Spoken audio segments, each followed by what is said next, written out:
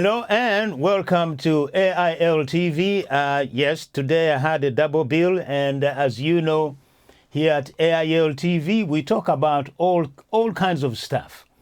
Yeah, but tonight, actually, we have decided. A friend of mine, we have been doing this program, which is going to be talking about. It is the African security, but in this very special program, we are calling it Africa Security Revisited.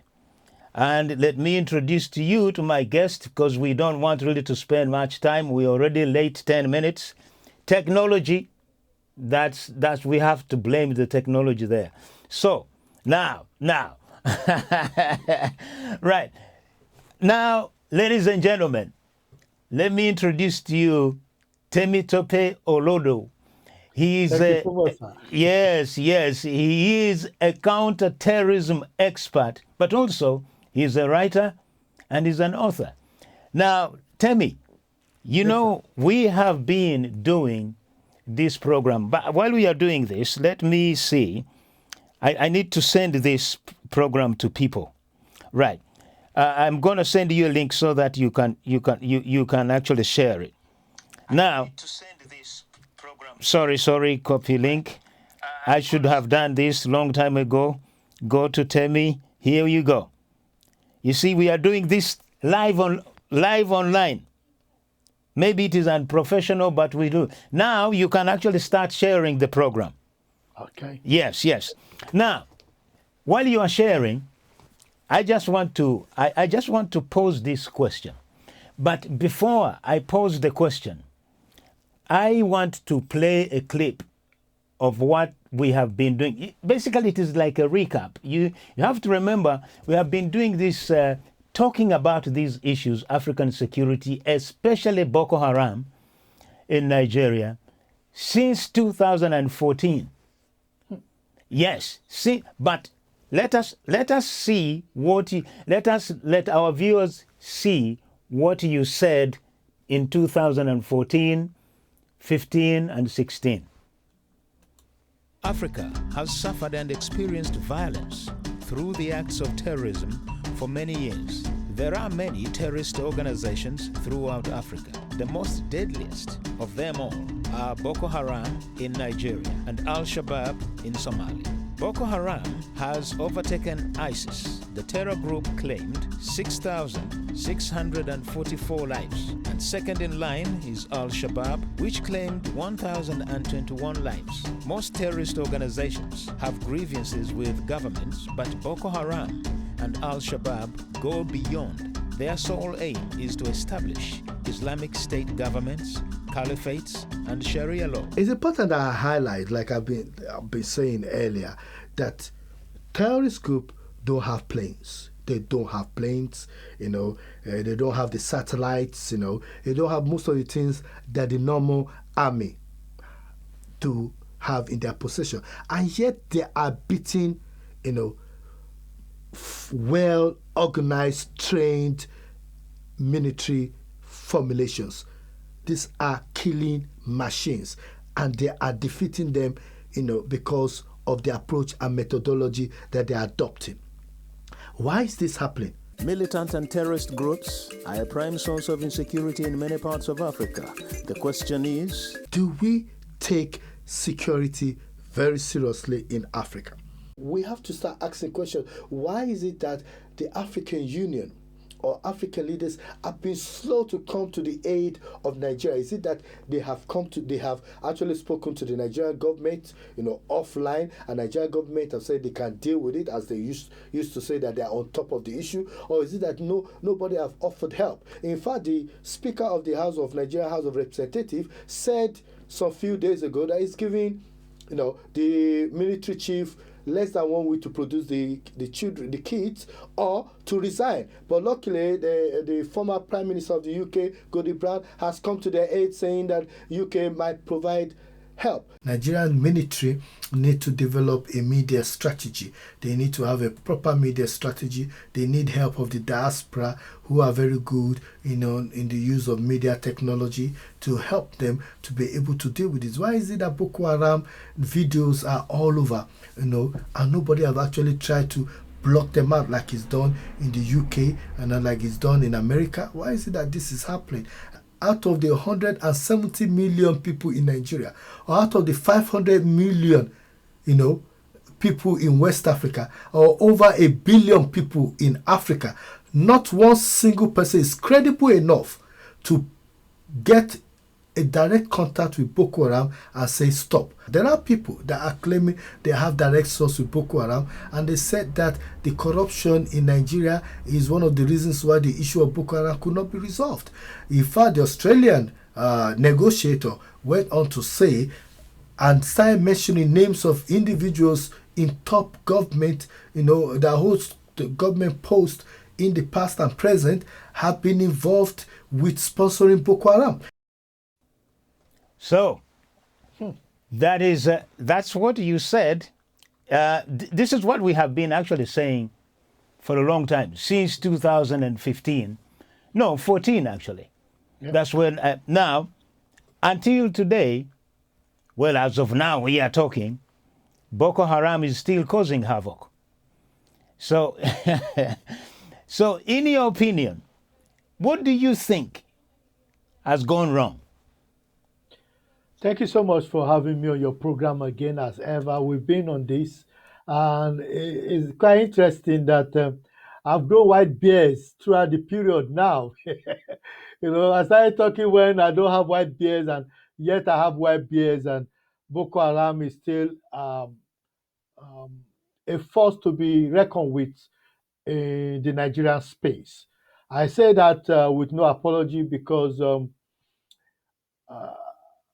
Shekau, who was the leader of Boko Haram, was killed by the Nigerian government many times. But yet, it took a rival group to drive from outside the Nigerian territory, or from within Nigerian territory into another part of Nigerian territory, to go and kill Shekau.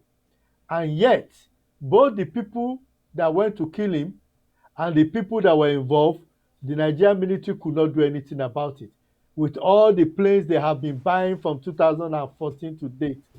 In fact, the Nigerian military, shamefully, we have to admit that Boko Haram, the leader of Boko Haram, have been taken up by a rival group who were not happy with his position and asked him to resign and step in line with them. And then he blew himself up. And yet we have no picture of what has happened. We are just living by information provided by those groups that we have killed Boko Haram, we have killed Shekau.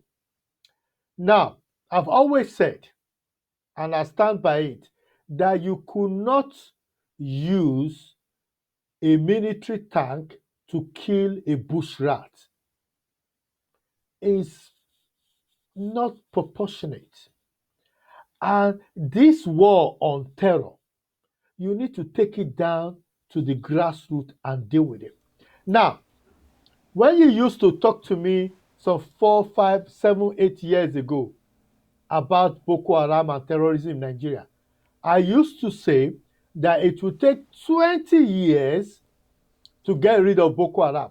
And I remember saying the same thing I've said on AIL TV. I went to one of the very popular international TV program, and I said it's going to take 20 years to get rid of Boko Haram, so that to get rid of Boko Haram, it will take, since Boko Haram have become active in 2009, even though they've been around for more than that, it will take maybe about 2029 before you could actually get rid of Boko Haram. And when I say get rid of Boko Haram, I mean that Boko Haram will not be a serious threat, because Al-Qaeda is a threat to the UK, terrorists is a threat to the UK, but terrorists is being contained to the extent that all we hear about is they are being arrested before they could commit an attack, and once in a blue moon, they manage to commit one or two attacks where they kill one or two people. But in Nigeria, Boko Haram continue to kill regularly. Boko Haram and ASWAP has now entered, the leaders of Boko Haram have now sworn allegiance. Some of the leaders of Boko Haram have now sworn allegiance with ASWAP to continue their terror attack because they have a unity of purpose. And it's important to talk about the unity of purpose because, and it's very important, that even God recognized the unity of purpose. It's important to highlight this.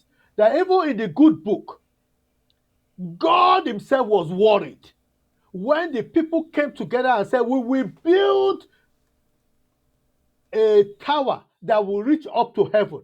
And God had to speak. He said, you know what? Let us come together. God had to call a conference. God had to call a conference to say, look at these people that I created. They are about to do something, and I have to scatter them. So if the Bible recognizes that a unity of purpose can create havoc, yet the Nigerian security infrastructure had not called into question, have not started calling their neighbors and calling African Union and calling ECOWAS to say, wow, we have a serious problem here. ISWAP and Boko Haram are coming together in unity to create an Islamic state or to create a caliphate or to put us at alert. Let us go after them. The fact that they have not done that is clear indication that Nigerian government, like I said 7 years ago, is still not serious about terrorism. But not only that. So okay. Well, I can see now you are talking like a preacher now. Are you? I am going to give a political prophecy. Yeah, With all okay. due respect. Yeah. With respect to all the people that are in the security frame. And I'll say that I used to say that it will take 20 years to deal with Boko Haram. I would say that after 20 years of Boko Haram existence, we will need to wait for some more years before we can get rid of Boko Haram. Reason because we do not have a containment strategy. We do not have an implementation strategy for getting rid of Boko Haram. We have no plans and no strategic indicators available for us as practitioners to show us that we are number 3 on the terrorist checklist, or we are number 3 on the global terrorist net list ranking. We are looking at bringing ourselves to become number 50. There is nothing like that. There is no plan. Okay. Where there is So no plan, you will nothing tell. can happen. Yes, you will tell. I just want to ask this question because for me, Okay. I am here to ask the question, and he's going to bring us to a point where now you have said it's going to take 20 years. Now, question A: when you speak to people, because you go to conferences all over the world. Let us say, yes, Temi goes all over Africa, everywhere is there, talking about security. Why doesn't African leaders take people like you as an African seriously? So let us address that one. I want to say something which I'm permitted to say because I'm an African. We're talking of something that used to exist in the old days and which I had from the old colonialists and old slave masters, people that were fighting for freedom of black people. We're talking of a problem of complex.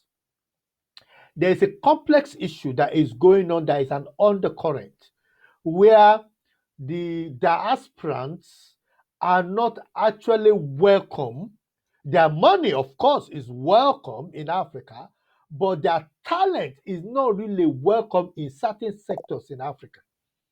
So if you are a doctor and you are a diasporan doctor, They need you to bring your aid to help with helping the sick, creating little medical trip, but they don't want you to come and set up an hospital. They don't want you to work with them in building a strategy to move their medical facility to the next level. They are not interested in that. They are not interested in you setting up a vaccine uh, infrastructure. They are not interested in you helping them to get rid of cholera. They are not interested in that.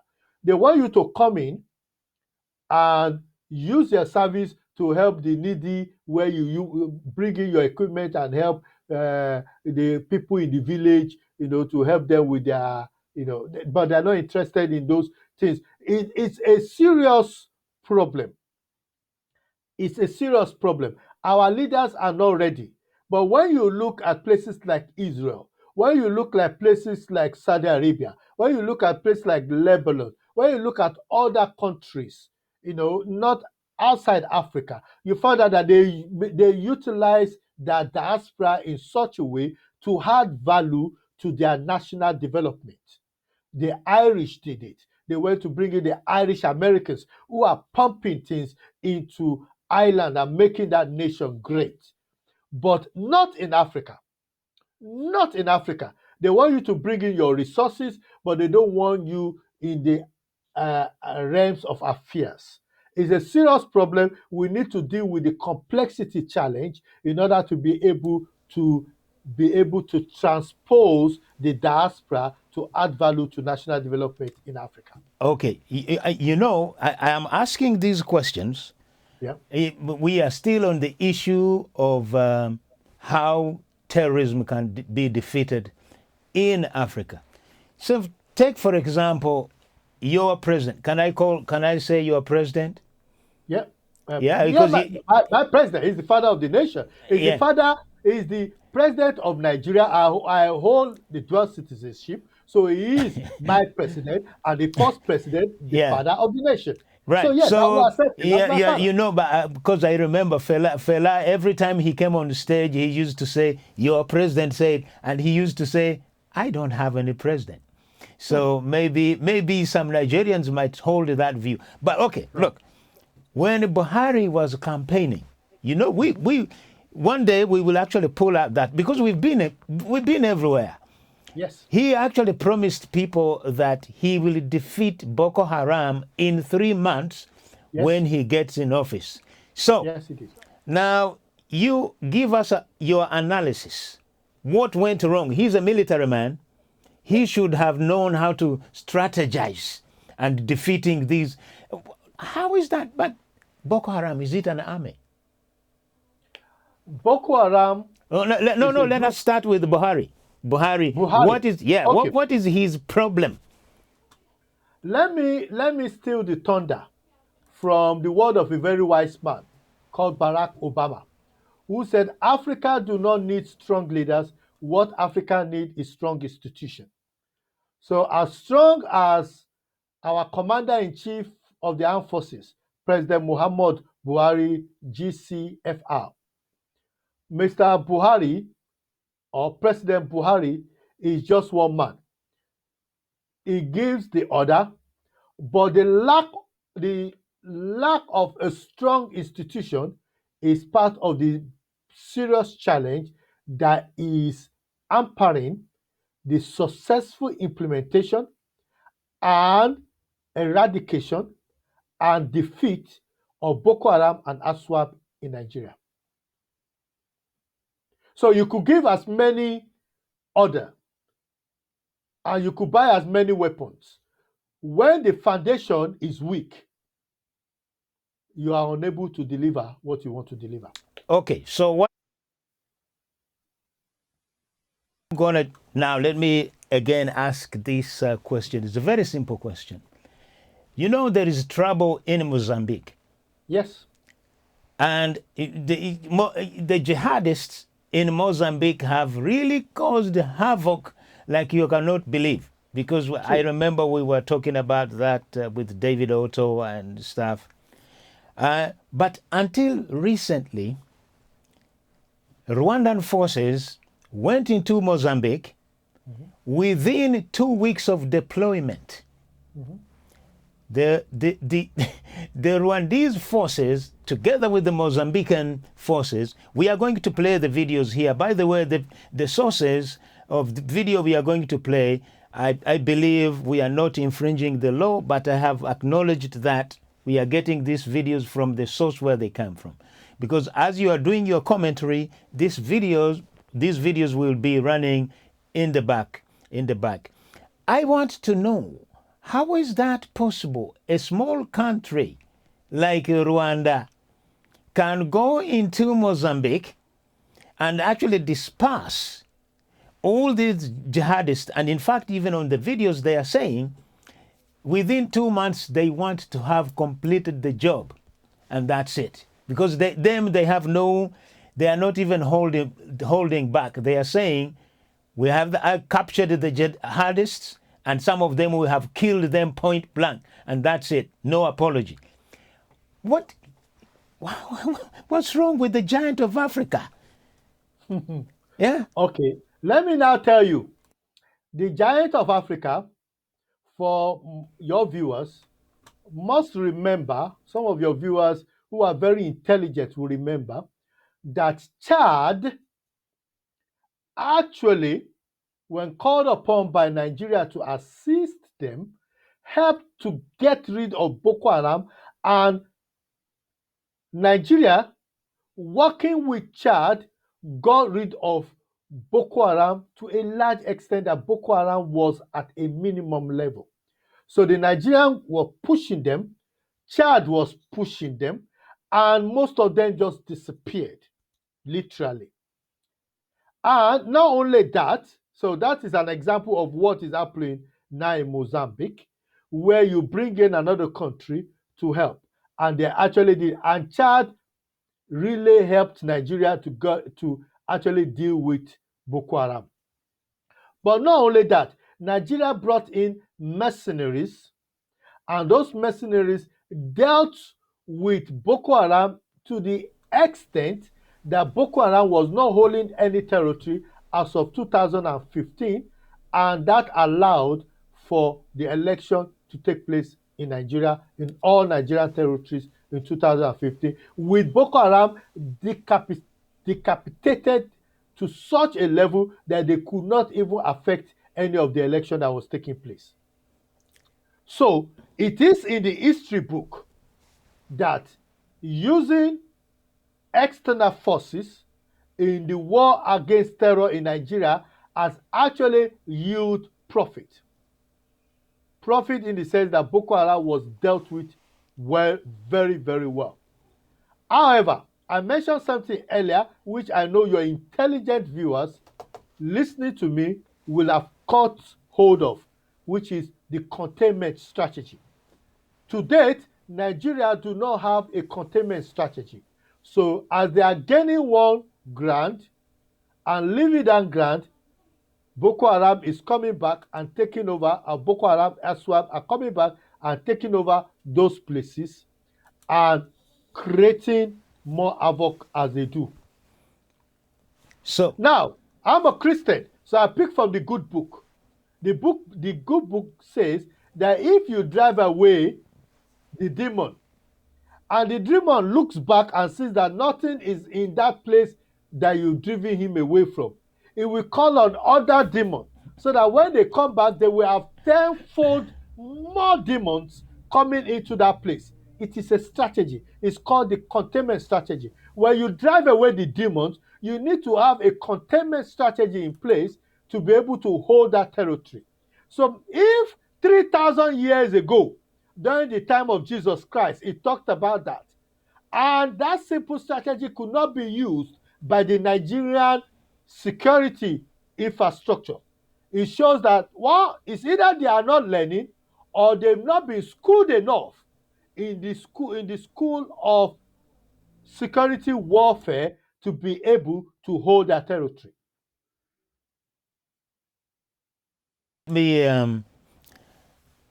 This is a hypothesis. Yes, sir. You have told your fellow Nigerians, or to other African leaders in your conferences that it will take 20 years to drive out Boko Haram. Yes, sir.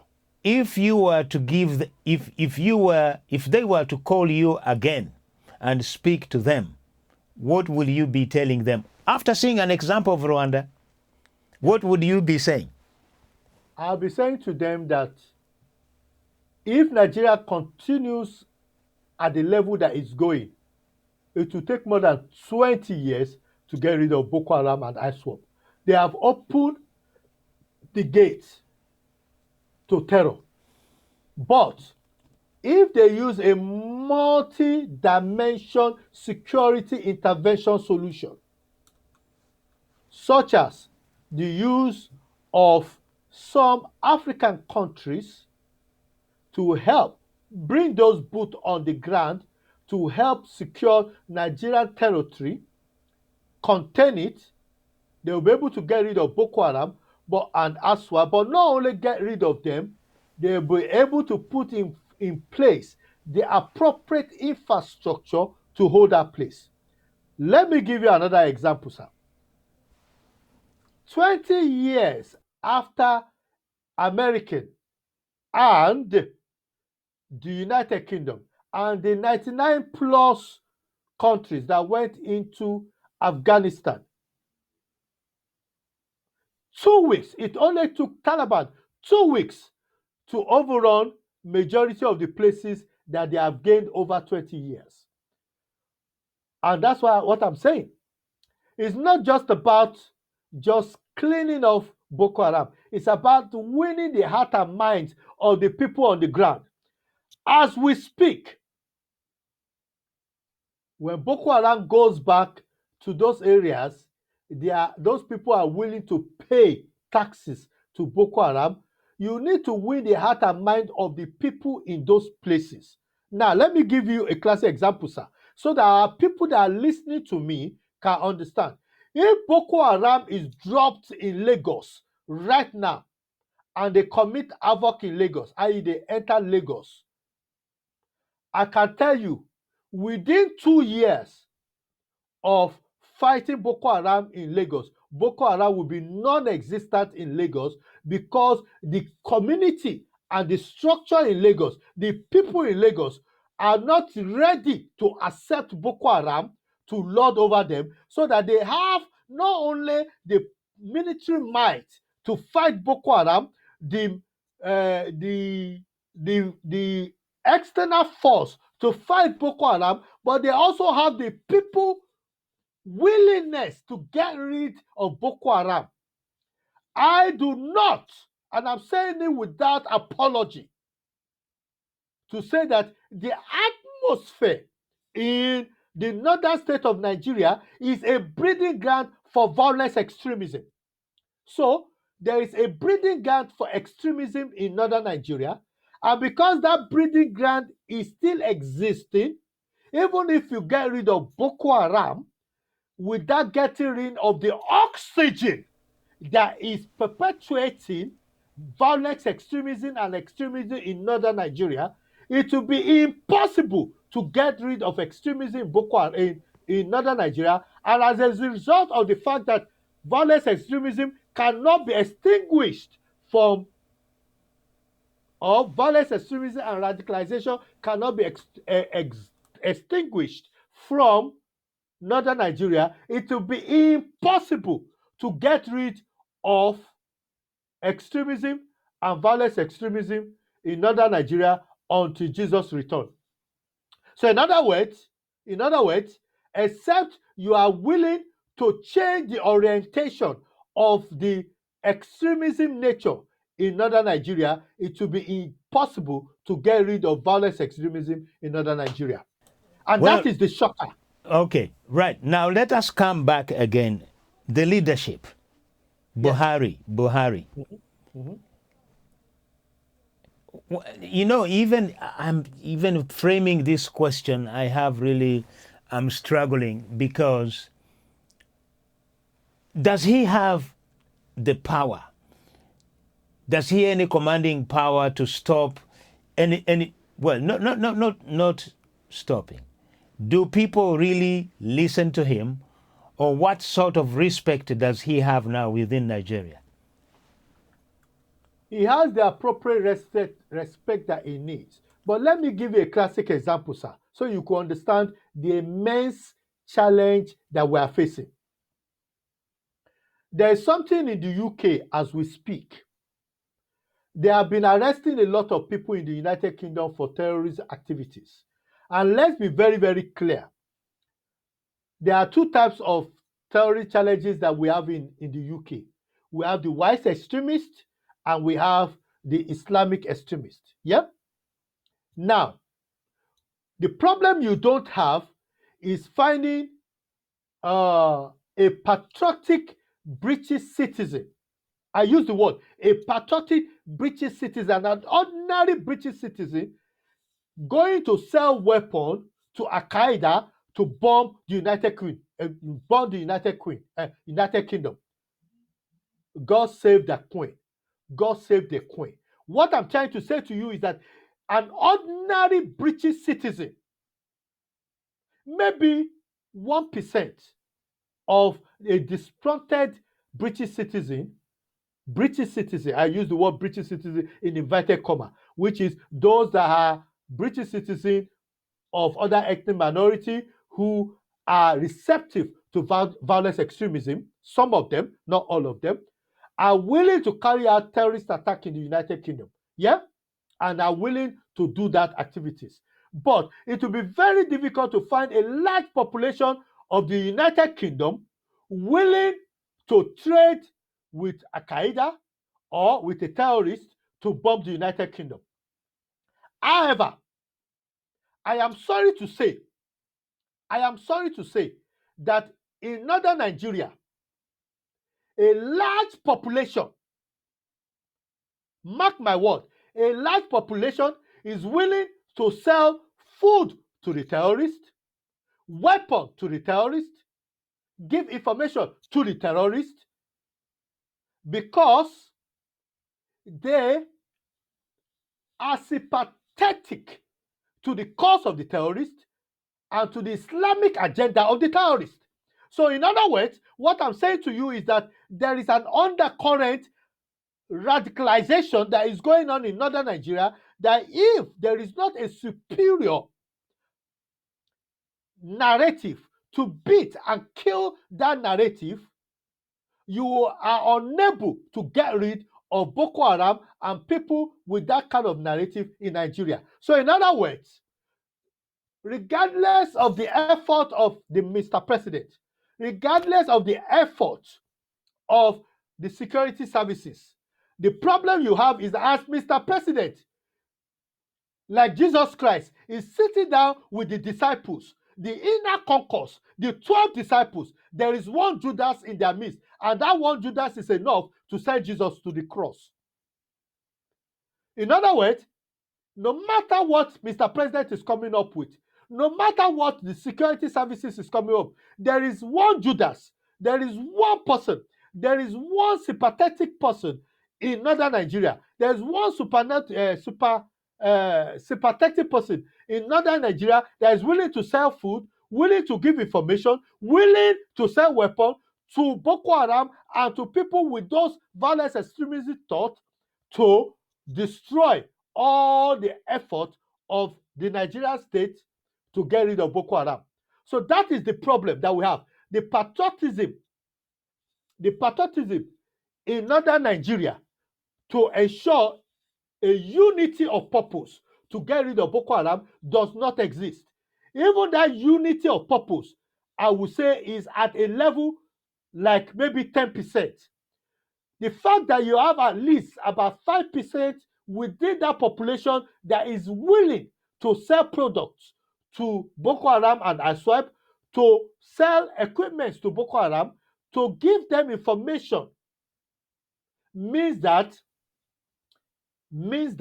it will be impossible or almost impossible to get rid of Boko Haram. Let me give you a classic example, sir. I just want to explain something for our viewers, because some of them might be getting angry that I am speaking in such a way that really means that Boko Haram cannot be got rid of.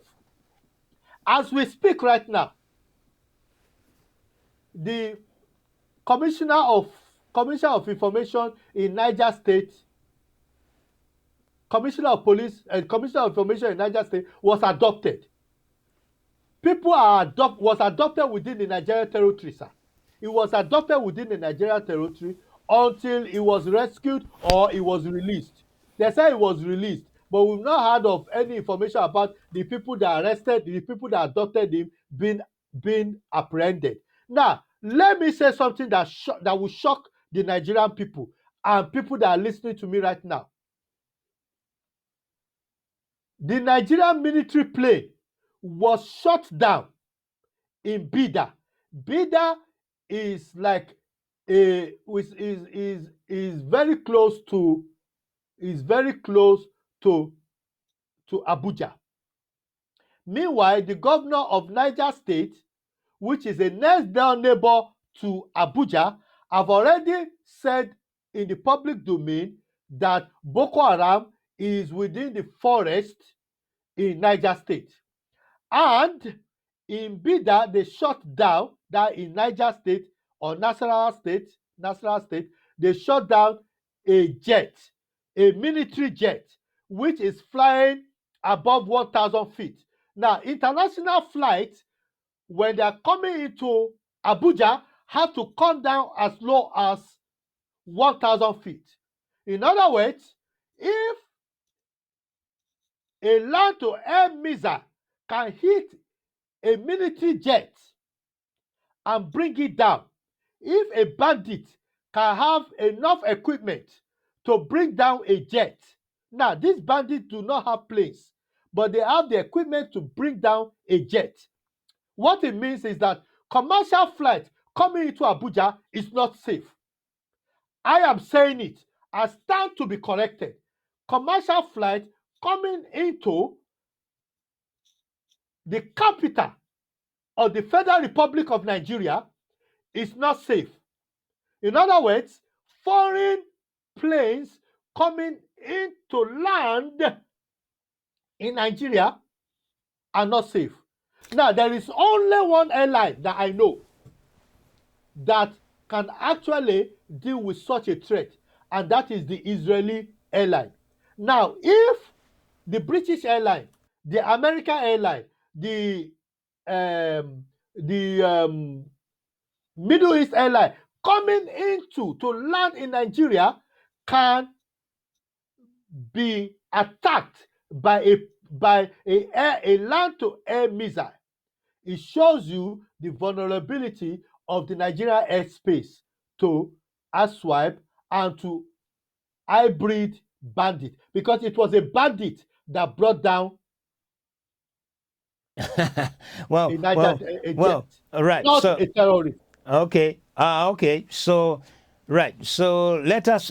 This is another question, because I wanted to maybe let me ask two questions in one.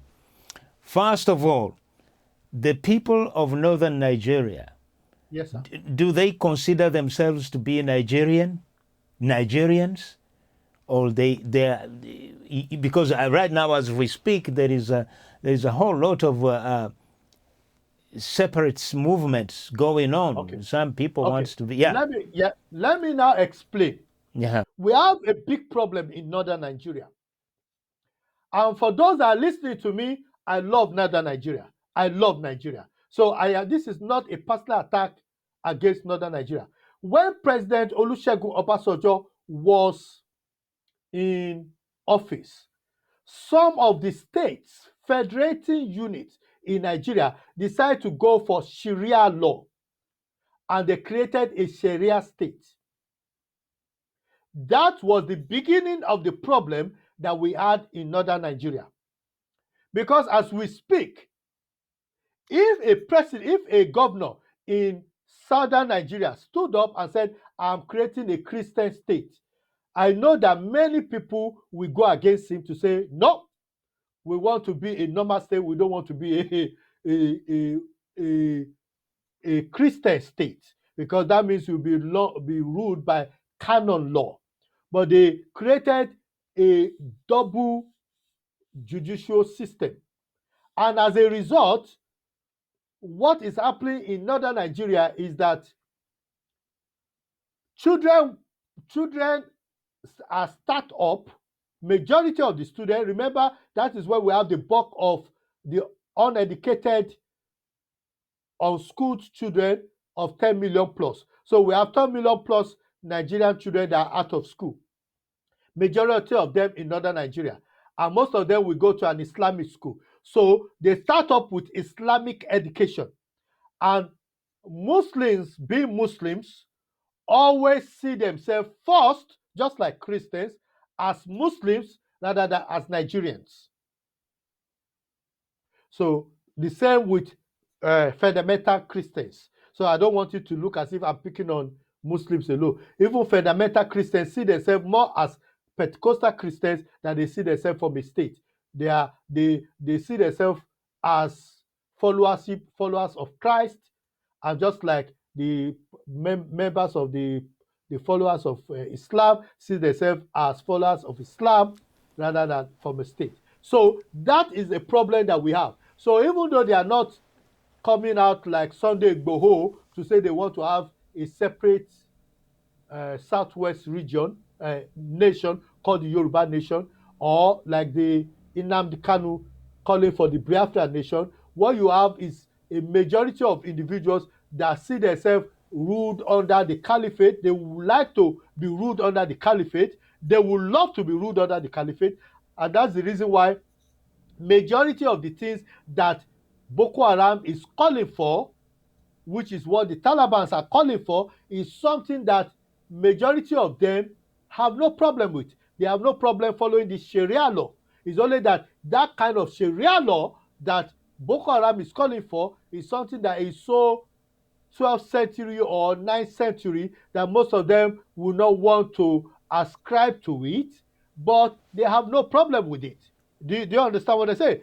At the end of the day, you don't see any of the governors in northern Nigeria coming out to say, yes, we don't want our children to be given out at the age of 12 to be married, because that's what they believe in.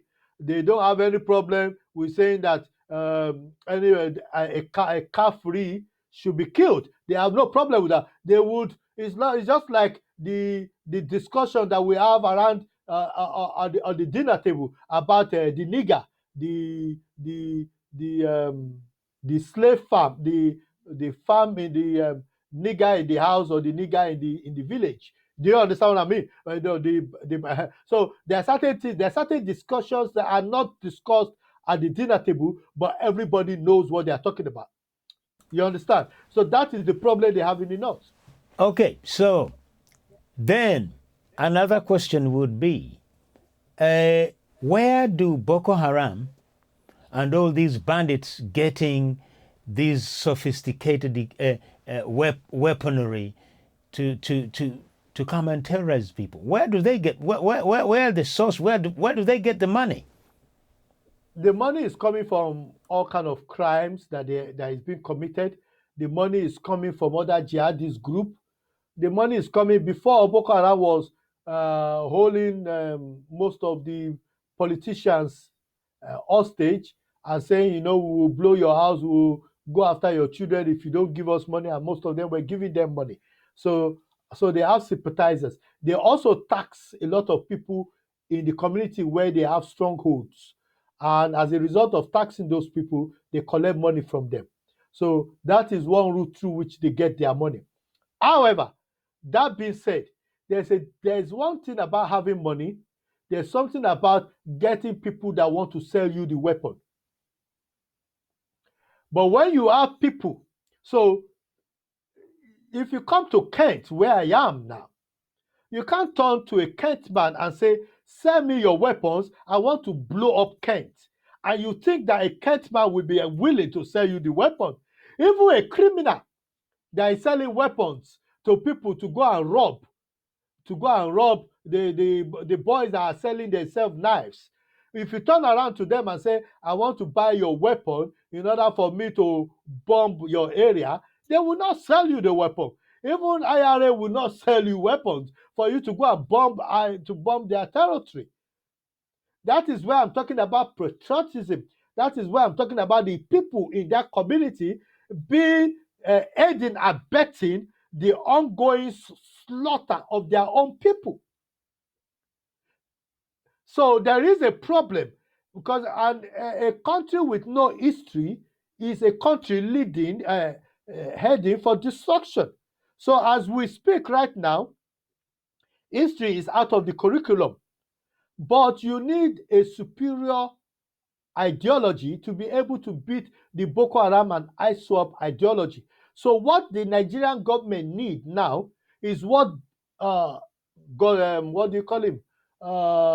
Tony Blair was talking about: education, education, education. The Nigerian government need to have um, an ideology that beats the ideology of Boko Haram. Because even as we speak, Boko Haram is against Western education, and majority of the people in northern Nigeria are still sending their children to Islamic schools. They are sending them to become alumanjuris. So that is what Boko Haram wants them to send them to. So their ideology is similar. It's only that they don't want their children to go about killing people, but their ideology is similar. So that is exactly what I'm talking about. So there need to be a separation, because when we look at Saudi Arabia, for example, who practice the Salafi and Wahhabi ideology, Boko Haram cannot go to that place and say, oh yes, we want to take over, we want to get rid of you. They will deal with Boko Haram, and the people will deal with Boko Haram because they will deal with those terrorists, because the people do not want the terrorists in their group. But can we say the same of how many times have the people of northern Nigeria come out together and say, Boko Haram, we don't want you? How many times have you seen them go on the road to say, we don't want you, Boko Haram? The whole nation coming out and say, we don't want you, we disown our children that are joining Boko Haram, because then they will not have space. How many times have we seen the Islamic leaders in northern Nigeria create a fatwa to say, you know what, we create a fatwa to say joining Boko Haram is un-Islamic? How many times have you seen that?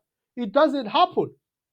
How many times have you seen them come out and say that, Boko Haram should not be followed? Because anybody, any Islamic leader that comes out to say Boko Haram should not be followed, by the next day, they go to his house to kill him, which shows that there are people within that community that are sympathetic to the ideology. Yeah, actually, this one brings me to this question, because I just want to understand. Do you think there could be an element, say for example, in the Nigerian military, where you have got Muslim lieutenants, captains, and stuff like that? Do you really think that kind of religion could affect their performance? Sorry, I need to drink a bit of water. Yeah, okay. I know today you are preaching. Yeah, no. Did you get my question? Yeah, I got your question. Yeah. I can say without any shadow of the doubt that in the past, there have been reports of platoons or some military personnel leading other military personnel to ambush of Boko Haram. Is in the newspaper out there. If that is happening now, I don't know. But in the past, that was more regular.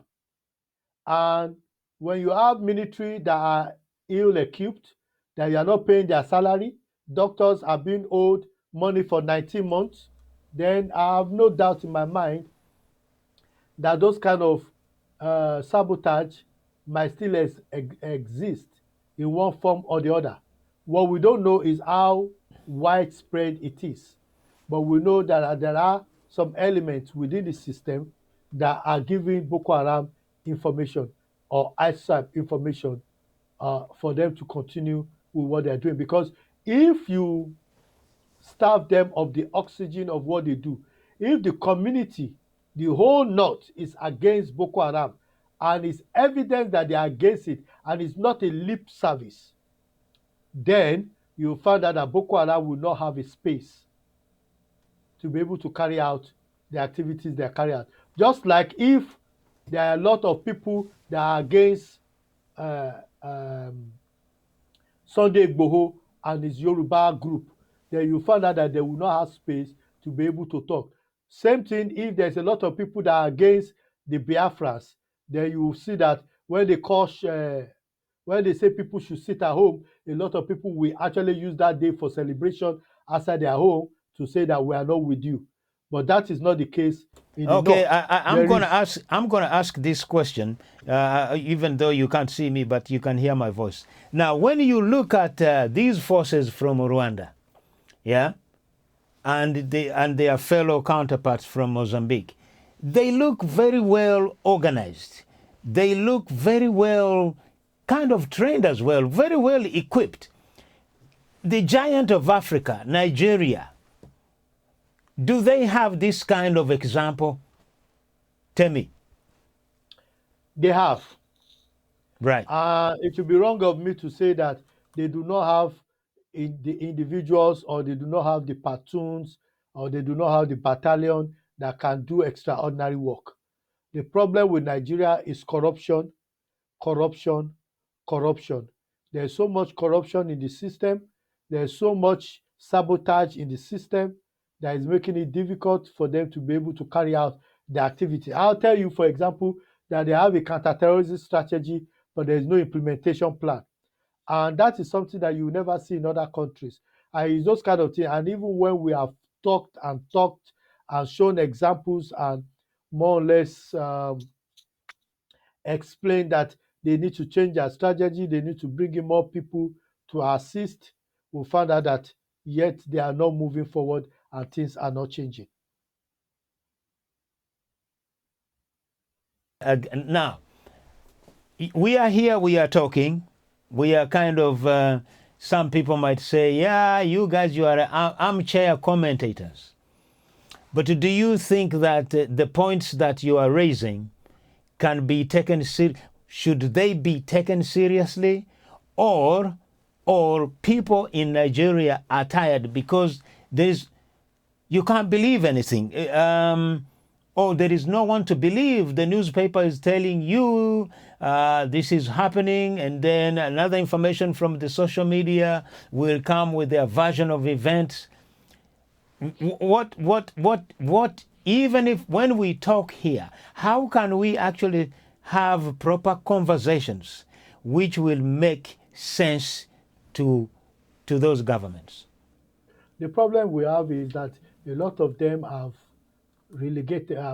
more or less come out to say that we are armchair generals, that we are giving information without knowledge. And it's one of the reasons why I stopped talking so much on Nigerian TV. And I said, you know what, let the experts who know it all, let them do what they want to do, and we are looking at them and observing from afar and wait for them to make their mistakes and more or less, laugh at their faces. Because the problem is they need to listen to external stakeholders, because we are providing an helicopter view. We can see what is wrong, and we're telling them this is wrong, and we're not saying it in criticism. We're saying it because if Nigeria is great today, it is for all benefit. If Nigeria is good today, every Africa will enjoy it, and that's the reason why we need Nigeria to be great, and we need Nigeria to, to excel, and that's why we need Nigeria to survive this Boko Haram onslaught and the hybrid bandit onslaught. Nigeria needs to be great again. They need to change their strategy. They need to work with other people in order to be able to improve things. You know what is surprising? Maybe Nigeria will come around. Do you know Sudan is come back now? I was actually joking with a friend of mine. We were talking of a prodigal son. Now, just imagine Sudan. They were on. They had embargoes. They were on terrorism list and stuff like that. But now, all that now is lifted, and it looks like Sudan now is actually steering in the right in the right direction. I'm hoping there are Sudanese watching. I've got Professor Alam watching, and I think he must be very pleased to see that Sudan is actually now back on track. Because you know what really pains me? You have got more educated people in Nigeria and in Sudan. Yeah, if you look, you've got Ethiopia, you've got Nigeria, Sudan. The level of education of that region that have, but to be in this kind of chaos, I am not sure. I can't work it out. I am not an academic, but I want to have a conversation to see what really went wrong somewhere, because for me, I can't understand. I see things not moving, yet you have got very intelligent people. Now, we are going to wind up. Yes, we've got at least 5 minutes to finish up. Now, in your opinion, now let us talk about opinion and solutions. Do you, okay, this is another hypothetical idea. Do you think that Nigeria could reach out to Rwanda and Tanzania? I can tell you this. Rwanda, Tanzania, Mozambique. Okay, Mozambique not so much, but Tanzania and Rwanda and Uganda and Kenya, they really have got strong forces, to be honest with you. Do you really think that Nigeria could reach out to these countries? Forget about the pride. Because I believe that maybe they think that, okay, we are Nigerians, we can defeat this. But yet again, they are getting help from America. Do you think that is there a possibility there? It would have been lovely if they could do that. Yeah. It would have been better if they turn to their African brothers, bring them in, ask them to give them 1 battalion each or something, and invade those areas where Boko Haram is. There will be no sentiment. Because sometimes it is said that there seems to be sentiment. There will be no sentiment, and things will be able to move. I think reaching out to all those Rwanda, Chad, and all those, and they just say, you know what, we want to clear Boko Haram in 6 months. Give us people, let's clear it. Let's have all these people come in and let's do it. The pride might be the problem. I don't know why they're having problems. If they could do that, I think things will move forward.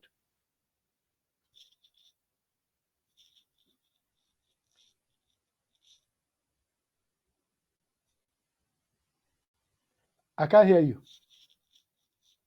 Yeah, you see, forgetting muting ourselves, probably there is. Yes, as I was saying, thank you very much for coming on the program. And I am beginning to think we need to have this program more often, but let us bring in other experts. We are not going to get tired of speaking, because Africa is our continent. We are always looking from somewhere else to come and solve our problems, the problems they don't understand, the problems they don't know, but let us be given a chance. You see, let's use an African solution to resolve an African issue.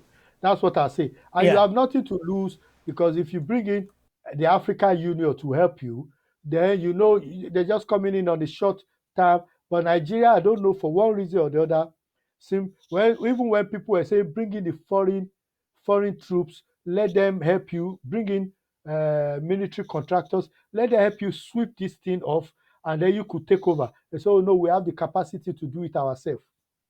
But we are looking at it, and it seems to be a problem. Is that maybe because a matter of pride and stuff? But that pride is costing them.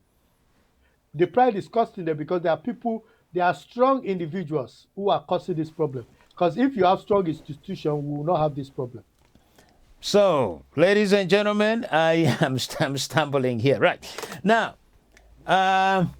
thank you very much for coming onto the program. And yes, let us organize another one. Maybe, but we should have maybe 2 or 3 people who are actually, for me, I will just fire one question, you discuss the question, and we should start talking solutions.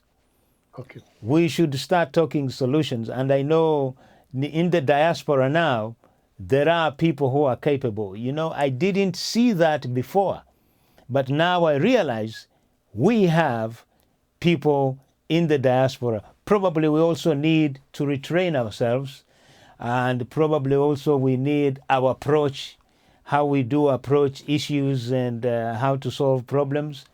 But hey, Temi, thank you very much again.